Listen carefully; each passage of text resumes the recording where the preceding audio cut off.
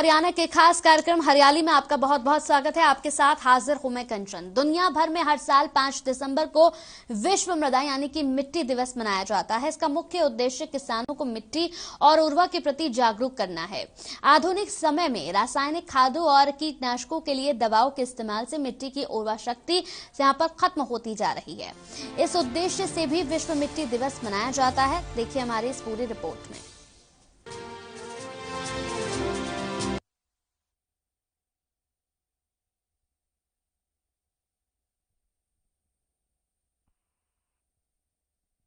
भूमि बोल यहाँ पर अदुल्यादेज के जन्म दिवस पर मनाया जाता है। इनका जन्म 5 दिसंबर को हुआ था। राजा भूमि बोल अदुल्यादेज के बारे में कहा जाता है कि राजा भूमिबोल ने 70 साल तक थाईलैंड पर शासन किया था। इस दौरान राजा भूमिबोल ने कृषि पर विशेष ध्यान दिया था। ऐसा भी कहा जाता है कि राजा भूमिबोल अपने देश के हर गरीब और किसान से मुलाकात करते थे और उनकी समस्याओं को दूर करने के लिए हर संभव प्रयास करते थे। दुनिया के कई देश कृषि प्रधान हैं।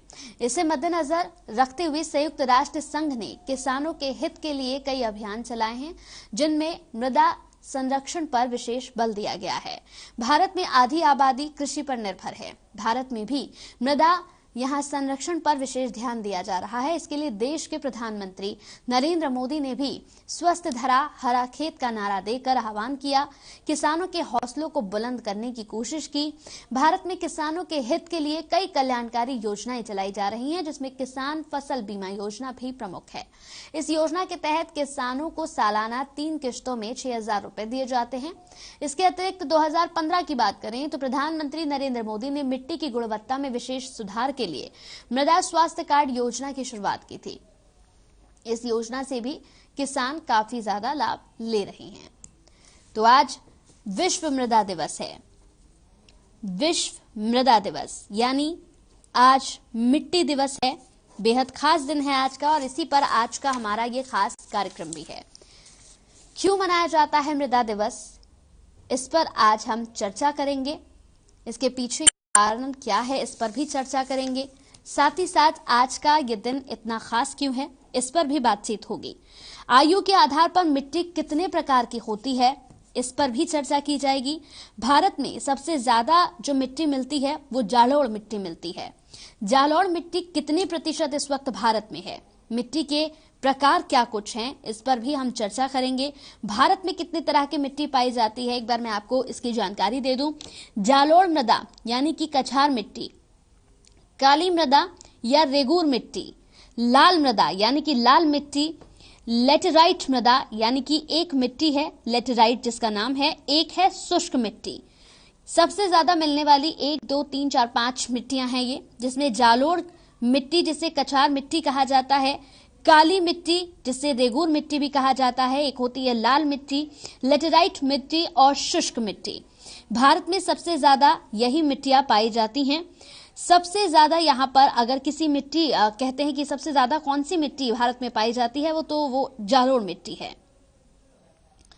तो इसी पर हम चर्चा करेंगे। हमारे साथ इस पर मेहमान भी जुड़ेंगे। आज का दिन बेहद खास इसीलिए भी है क्योंकि आज मिट्टी दिवस है यानी कि विश्व मृदा दिवस।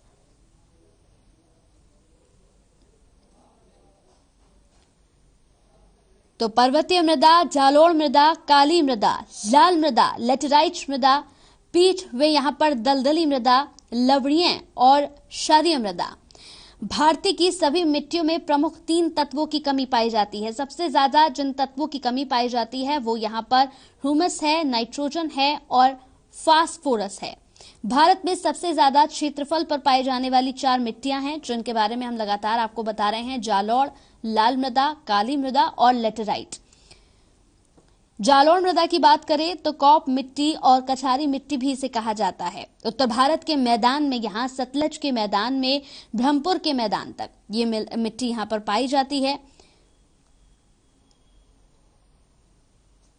लाल मृदा की बात करें तो भारत का दूसरा सबसे बड़ा मृदा वर्ग है। कुल 18% क्षेत्र में ये पाई जाती है।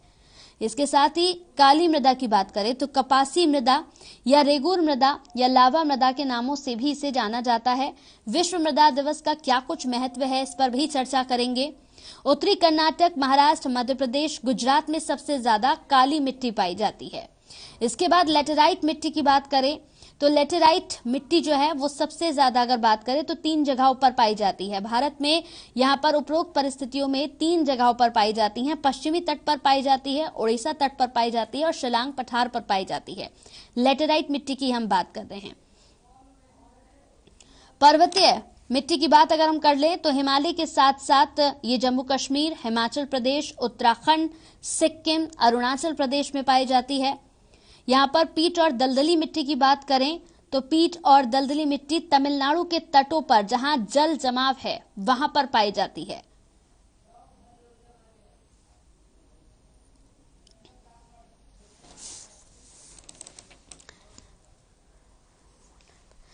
तो हमारे साथ इस पूरे कार्यक्रम में ज्यादा बातचीत करने के लिए डॉक्टर देवेंद्र जाखड़ जुड़ गए हैं मेहमान। उनसे जान लेते हैं आज के दिन कितना महत्वपूर्ण है और क्यों मनाया जाता है मृदा दिवस। बहुत बहुत स्वागत है सर आपका हमारे खास कार्यक्रम हरियाली में। थैंक यू जी, थैंक यू। देवेंद्र जाखड़ जी, मेरा आपसे प्रश्न यही है, जिस तरीके से आज का दिन बेहद खास दिन है, विश्व मृदा दिवस है, मैं आपसे जानना चाहूंगी कि मृदा दिवस आखिर मनाया क्यों जाता है सर? विश्व मृदा दिवस का मतलब एक यही है कि इस दिन हम जो हमारी मृदा है इसके बारे में चिंतन करें, इसके बारे में मनन करें। इसका इस उपलक्ष्य में मनाया जाता है कि जो मिट्टी है उसकी स्वास्थ्य का हम ध्यान रखें। कौन कौन से पोषक तत्व है मृदा में जिनकी जरूरत है, वो मिट्टी का स्वास्थ्य हम मिट्टी टेस्ट करवा के किस तरह ठीक रखें। इन सब बातों को ध्यान में रखकर मृदा दिवस मनाया जाता है। यानी समय समय पर मिट्टी की जांच होनी भी बेहद जरूरी है डॉक्टर जाखड़, क्योंकि अगर मिट्टी की जांच नहीं होगी तो इससे कई समस्याएं आने वाले दिनों में किसान भाइयों को भी हो सकती है, यहाँ पर तमाम जो लोग हैं जो निर्माण कार्य करते हैं उनको भी होती है। जी जी, मिट्टी की जांच बहुत जरूरी है। मिट्टी की जांच जैसे कि सघन खेती का युग है आजकल, और सघन खेती के कारण जो मिट्टी है उसमें निरंतर पोषक तत्वों की कमी आती जा रही है। तो पोषक तत्वों की कमी आने के कारण जो हमारी पैदावार है उसके ऊपर फसलों की फर्क पड़ सकता है। तो ये जरूरी है कि मृदा की जांच करवा के उसके आधार पर हम जो का प्रयोग करें, ताकि जो कोई फसल विशेष है उसकी जिस खाद की या जिस पोषक तत्व की रिक्वायरमेंट है या जिसकी जरूरत है उसको पूरा किया जा सके। और ये सब तभी हो पाएगा जब हम मृदा की जांच करवा के हमारे खेत की जो उर्वरता है उसका हमें पता होगा। जी डॉक्टर देवेंद्र, अगर मैं यहाँ पर एक सवाल आपसे पूछूं, भारत में सबसे ज्यादा कौन सी मिट्टी पाई जाती है? सबसे ज्यादा कौन सी मिट्टी होती है जो भारत में पाई जाती है?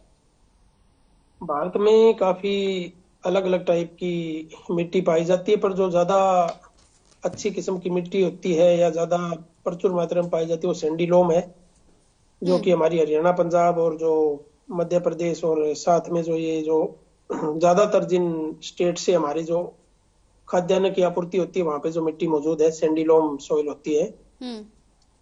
तो यही है जी। जालौर मृदा कहाँ पर पाई जाती है डॉक्टर देवेंद्र? आवाज करिए, नहीं आ रही आपकी। जालौर जो मिट्टी है जिसकी हम बात कर रहे हैं, उत्तर प्रदेश में भी काफी ज्यादा यहाँ पर जालौर मिट्टी पाई जाती है, भारत में काफी ज्यादा जालौर मिट्टी पाई जाती है। इसका क्या कुछ काम होता है? कहाँ पर ये पाई जाती है जालौर मिट्टी? ये जो उत्तर प्रदेश में खासकर जहाँ पे जो बड़ी बड़ी नदियां हैं उनकी जो आगे डेल्टा बने हुए ना उनमें ये मृदा पाई जाती है। वहीं अगर हम काली मिट्टी की बात करें तो काली मिट्टी कहाँ पर पाई जाती है? क्योंकि कई सारी मिट्टी है यहाँ पर, लगभग 7 की संख्या में, जैसे पर्वतीय मिट्टी हो गई, जालौर मिट्टी है, काली मिट्टी, लाल मिट्टी, लेटेराइट मिट्टी, कई मिट्टियों के यहाँ पर नाम है। अगर मैं बात करूं यहाँ पर काली मिट्टी की, तो ये कहाँ पर पाई जाती है? मैडम काली मिट्टी जैसे ब्लैक कॉटन सॉइल के नाम से गुजरात में मशहूर है। तो वहाँ पे मेन जो जिला है जहाँ से हमारा ज्यादातर बीज उत्पादन का प्रोग्राम होता है बिट्टी नरमा का, वो गुजरात से ही होता है। तो काली मिट्टी जो गुजरात का जो एरिया है वहाँ पे काली मिट्टी पाई जाती है। ये कपास के लिए बहुत ही बढ़िया मानी जाती है, वैसे तो सारी फसलों के लिए अच्छी मानी जाती है, पर कपास के लिए इसका विशेष महत्व है। लगातार जिस तरह से हम मिट्टियों पर यहाँ पर बात कर रहे हैं डॉक्टर देवेंद्र, पर्वतीय मिट्टी की बात कर लेते हैं, इसका क्या कुछ महत्व है और अगर बात करें तो इससे क्या कुछ फायदा होता है पर्वतीय मिट्टी से?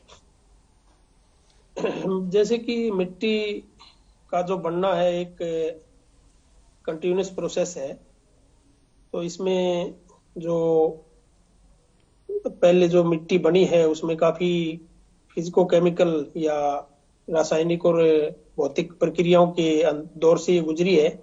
उसके बाद में ये मिट्टी बनी है। तो पहले इसमें से ज्यादातर पहाड़ी होते थे, हम जैसे पीछे का पढ़ते हैं, तो फिर उसमें धीरे धीरे सेडिमेंटेशन की प्रोसेस है और है। उसके बाद में अलग अलग टाइप की जो मिट्टियां हैं उनका निर्माण हुआ है।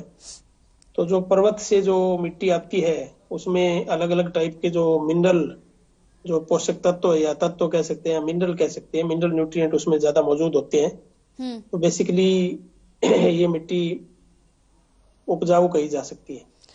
डॉक्टर देवेंद्र, भारत की सभी मिट्टियों में प्रमुख यहाँ पर अगर देखें तो 3 तत्वों की कमी होती है। कौन से होते हैं वो 3 तत्व? ज्यादातर अगर हम बात करें मिट्टियों की तो ज्यादातर नाइट्रोजन जो तत्व है वो सारी मिट्टियों में कम है। और नाइट्रोजन का सीधा संबंध जो जैविक कार्बन है, जिसको कि हम मृदा का हीमोग्लोबिन कहते हैं, उसके साथ है। तो नाइट्रोजन एक ऐसा पोषक तत्व है जो हर एक मिट्टी में ज्यादातर, जो हरियाणा, पंजाब और जो हमारा इधर राजस्थान की, उत्तर प्रदेश की इसकी बात करें तो इसमें नाइट्रोजन की काफी कमी पाई गई है। और नाइट्रोजन का सीधा, जैसे मैंने आपको बताया कि जैविक कार्बन पे, तो ऑर्गेनिक कार्बन भी इन मृदाओं में कम पाया जाता है। उसके बाद में दूसरा जो महत्वपूर्ण तत्व फास्फोरस है और तीसरा पोटाश है। हाँ। ये 3 पोषक तत्व हैं जो ज्यादातर महत्वपूर्ण है। और इन तत्वों की, जो पोषक तत्वों की मात्रा को जमीन के अंदर पूरा रखना बहुत जरूरी है। इसके अतिरिक्त टोटल मिला के 17 पोषक तत्व है जो किसी भी पौधे के लिए, जो अपना लाइफ साइकिल है उसका जीवन चक्र पूरा करने के लिए जरूरी है। जैसे लगातार हम मिट्टियों पर यहाँ पर बात कर रहे हैं डॉक्टर देवेंद्र, यहाँ पर अगर मैं मिट्टी क्या कुछ महत्व रखती है और किस उसमें सबसे ज्यादा इसे यूज किया जाता है, लेटराइट मिट्टी को? मैडम एक बार दोबारा रिपीट करेंगे, बीच में थोड़ा सा। मिट्टी की अगर मैं बात करूं, यहाँ पर लेटराइट मृदा की अगर बात करूं तो इसका क्या कुछ महत्व है? प्रैक्टिकली अगर हम इसकी बात करें तो आप थोड़ा जिस टॉपिक पे बात करें वो थ्योरेटिकल है। प्रैक्टिकली अगर हम बात करें तो मृदा की जो संरचना जैसी आती है, इसमें बुआई के अंदर आती है, तो ये इसका स्वरूप धीरे धीरे बदलता रहता है। तो इसमें जैसे टाइम के साथ साथ कल्टीवेशन होती है या और फसलें उगाते हैं तो उसका स्वरूप बदलता रहता है। तो हम उसके ऊपर ज्यादा अगर ध्यान दें, इसके बेसिक संरचना की बात ना करके, कि जैसे मिट्टी है उसका स्वास्थ्य ठीक कैसे रखा जा सकता है, उसका जो टेस्टिंग है वो कैसे की जा सकती है, या और जो इसमें कौन कौन सी बातों का ध्यान रखना चाहिए। जैसे ट्यूबवेल का पानी है कई जगह, तो ट्यूबवेल के पानी में कौन से पोषक तत्व होते हैं जो मिट्टी की जो गुणवत्ता है उसको खराब कर देते हैं, उसके ऊपर अगर डिस्कशन किया जाए। चलिए मिट्टी की टेस्टिंग पे बात कर लेते हैं डॉक्टर देवेंद्र जी। जैसे कि लगातार यहाँ पर मिट्टी की टेस्टिंग की बात होती है, समय समय पर इसकी टेस्टिंग होना भी बेहद जरूरी है। मिट्टी की टेस्टिंग से हमें ये पता लग जाएगा कि कौन सा तत्व विशेष है जो उस मिट्टी में कम है। तो उसके बाद में उसकी जो खाद है, खाद डाल के उस पोषक तत्व की कमी को पूरा किया जा सकता है। मिट्टी की टेस्टिंग के लिए एक सैंपल लेना पड़ता है मिट्टी का। तो सैंपल कैसे लेते हैं, एक खेत होता है उसमें 10-10 फुट छोड़कर, जो किनारा होता है खेत का या जो डोल होती है, मेंड होती है, उससे 10-10 फुट छोड़कर हर दिशा से एक एक सैंपल लेना होता है। कुल मिला के एक खेत से 5 सैंपल ले सकते हैं। सैंपल लेने के लिए या तो कोई फावड़ा या ओगर नाम का एक इंस्ट्रूमेंट होता है, उसका प्रयोग किया जा सकता है। तो हम अगर साधारणतः एग्रीकल्चर की या साधारणतः फसलों की बात करें तो हमें 0 से 15 सेंटीमीटर यानी कि आधा फीट मिट्टी की जरूरत होती है। इस मिट्टी को ऊपर से लेके नीचे तक एक आधे इंच की परत के रूप में लिया जाता है। ठीक। बाग की अगर हम बात करें तो बाग के लिए जो सैंपलिंग है वो थोड़ी अलग होती है। उसमें हमें 180 सेंटीमीटर तक मिट्टी के सैंपल लेने पड़ते हैं। तो उसमें अलग अलग गहराइयों के सैंपल होते हैं, जैसे 0 से 15, 15 से 30, 30 से 60, 60 से 90, 90 से 120 और 120 से 180, इस तरह सैंपल हम इसमें ले सकते हैं। यानी डॉक्टर यहाँ पर अगर देखा जाए देवेंद्र जी, अभी भी मिट्टी की गुणवत्ता को मतलब मिट्टी की गुणवत्ता में सुधार लाने की बेहद जरूरत है, आपको लगता है ऐसा? समय के साथ साथ जैसे सघन फसलें हम लेते हैं, तो फसलों में क्या होता है कि जो पोषक तत्व उठाती हैं फसलें, कोई भी फसल हो, उसका अगर पत्ता, उसका दाना या उसका तना, उसके अंदर अगर हम देखें और उसका विश्लेषण करें तो उसमें पोषक तत्व मौजूद होते हैं। तो वो पोषक तत्व कहाँ से आते हैं? वो पोषक तत्व मिट्टी से आते हैं। तो किसी भी मिट्टी में पोषक तत्वों की कमी होना, हम कह सकते हैं कि उसकी गुणवत्ता।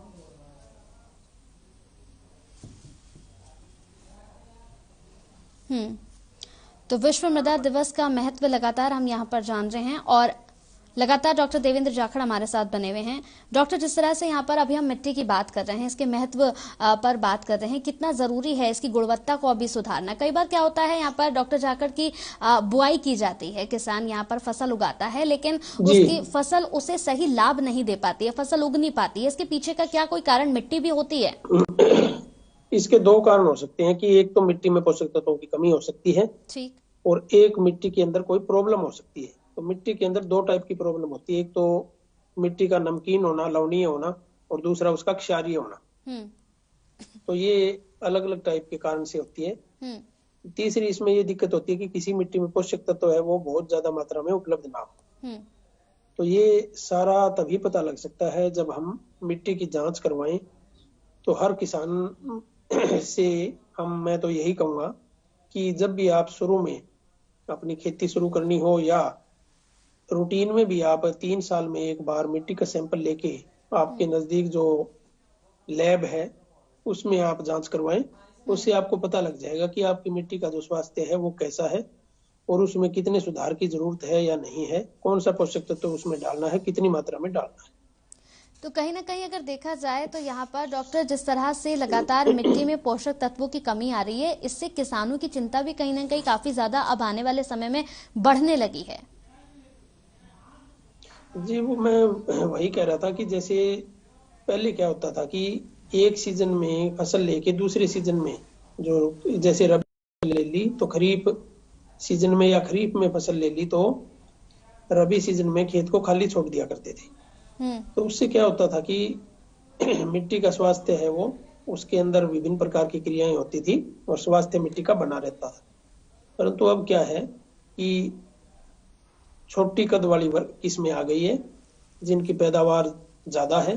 पहले अगर गेहूं 25 से 30 मन या 30 से 35 मन होती थी, तो आजकल 60-70 मन तक भी गेहूं की पैदावार ली जा सकती है। तो वो जो सारा उसके अंदर जो पैदावार होती है वो सारा कुछ आना तो मिट्टी से ही है। तो उसमें जैसे ही हम ज्यादा किस्में और सघन खेती करेंगे तो मिट्टी से पोषक तत्वों की मिट्टी के अंदर कमी होती जाएगी और फिर उसको चेक करवा के मिट्टी को ही पता लगाया जा सकता है कि कौन से पोषक तत्वों की कमी है और उसकी कितनी मात्रा में हमें खादों से डालना है। जी बिल्कुल, जैसे कि लगातार देखा जा रहा है डॉक्टर कि नाइट्रोजन की कमी होने से पौधों की जो पत्तियां, जैसे किसान कोई पौधा लगाता है, पौधों की पत्तियां पीली पड़ने लगती है। बात करें लचक कम होने के साथ साथ यहाँ पर जो उनकी पत्तियां हैं वो छोटी होने लगती हैं। किसानों को बड़ी समस्या है इससे, क्योंकि नाइट्रोजन की सबसे ज्यादा कमी मिट्टी में देखी जा रही है। जी जी, इसमें नाइट्रोजन एक ऐसा पोषक तत्व है, हाँ, जो जिसका सबसे ज्यादा ह्रास होता है, मिट्टी में नुकसान होता है, क्योंकि ये जमीन के अंदर चलता है, इसकी लीचिंग हो जाती है, इसका गैसियस जो फॉर्म है उसमें इसका नुकसान होता है। जैसे धान की अगर हम बात करें तो नाइट्रोजन पोषक तत्व को बहुत ही इसका सावधानी से उपयोग करना जरूरी है। इसमें मिट्टी की अगर मैं बात करूं तो जो मिट्टी भारी है वहां सिंचाई से पहले यूरिया खाद का प्रयोग करना चाहिए, क्योंकि नाइट्रोजन का जो सबसे बड़ा सोर्स है वो यूरिया है। हम यूरिया से ही नाइट्रोजन देते हैं, लगभग 99% जो नाइट्रोजन है वो यूरिया से दी जाती है। तो जो भारी मिट्टी है उसमें पहले यूरिया का छिड़काव करके ऊपर पानी लगा सकते हैं, पर जो हल्की मिट्टी है उसमें पहले पानी लगा के उसके ऊपर यूरिया का छिड़काव करना चाहिए, ताकि नाइट्रोजन धीरे धीरे नीचे जमीन में जाए और पौधा अपने जड़ों के माध्यम से उसको ले सके।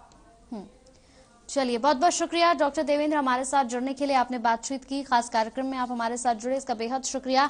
तो आज जिस तरह से हमने मिट्टी पर बात की है कि आखिर मिट्टी का महत्व क्या है, और सबसे ज्यादा अगर किसानों को समस्याओं का सामना करना पड़ता है तो वो यही वजह है कि किसान बुआई तो कर लेते हैं, फसल लगा लेते हैं, लेकिन उन्हें इसका लाभ नहीं मिल पाता। इसके पीछे एक ये भी कारण है कि आपकी मिट्टी में पोषक तत्व कम होते हैं। तो बेहद जरूरी है कि जब भी आप किसी मिट्टी में अपनी फसल को पहली बार लगाते हैं तो उसकी जांच जरूर कर ले, क्योंकि जब तक आप उसकी जांच नहीं करेंगे तो आगे आपको इसका फायदा नहीं मिल पाएगा। इसी के साथ हमारे खास कार्यक्रम में इतना ही। नमस्कार।